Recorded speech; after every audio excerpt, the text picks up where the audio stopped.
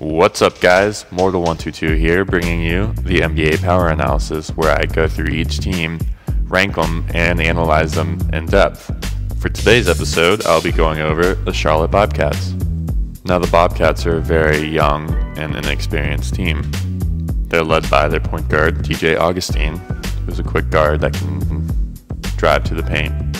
He's very crafty, so whenever he gets in the paint, he'll probably kick it out to an open three-point shooter, or even a Gerald Henderson spot-up jump shot from around 15 or 16 feet.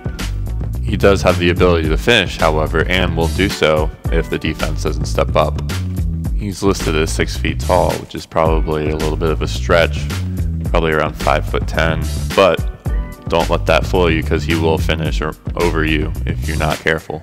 Overall, DJ Augustine's a very underrated guard and a great compliment to any team in the NBA. Next up for the Charlotte Bobcats is their 6'4" two guard, Gerald Henderson, who's very athletic and will dunk it on you if you're not careful. Henderson isn't really known for his jump shot. He's shooting around 42% this year, which is a big improvement from last year. He can hit open three-point shots, but don't look to him for any type of three-point barrage. He's also a very underrated defender and will block your shot if you're not paying attention.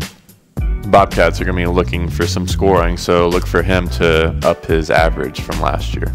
Next up for the Charlotte Bobcats is forward Corey Maggette, who is their main scorer. He was acquired in the trade that sent Steven Jackson away.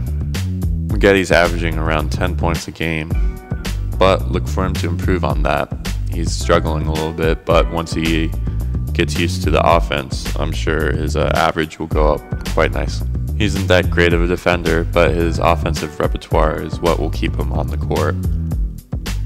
At the 4, we have 6'8" Boris Diaw out of France. Diaw is a very European player who has the ability to put the ball on the floor and take outside jump shots. This year, he's averaging almost a double-double at 10 points a game and around 8.5 rebounds per game.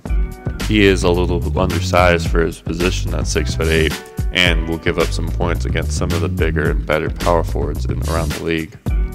Overall, he's a very good role player, but not as good as he used to be, so don't look for him to be a dominating player. Starting at center for the Bobcats is DJ White. He's taking the place of Sagana Diop, who is healing from his Achilles surgery. White, who is also very undersized, makes up for it with his big body. He's averaging around 11 points and 5 rebounds, but does give up some points around the rim. This is only his 4th year, so look for him to continue to grow. Bench, the Bobcats play 2 rookies, Kemba Walker and Bismack Biyombo. Walker was the MOP of the finals last year and led UConn to a national championship. Like Augustine, he's very quick and crafty. He has a good pull-up jump shot and can drive and finish.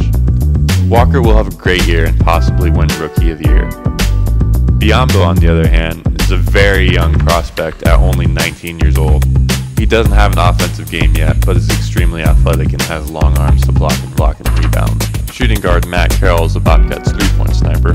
He shoots 37% from long range, but doesn't look for any other type of shot. He averages around 4 points, but can light it up if he gets hot. Tyrus Thomas and Sagana Diop are the big men who come off the bench. Both are defensive players that are good at blocking shots. Thomas is very athletic and is a very good role player, but he's suffering from an injury right now. Diop is also injured, but he provides a couple of minutes where he gives the Bobcats some presence in the paint.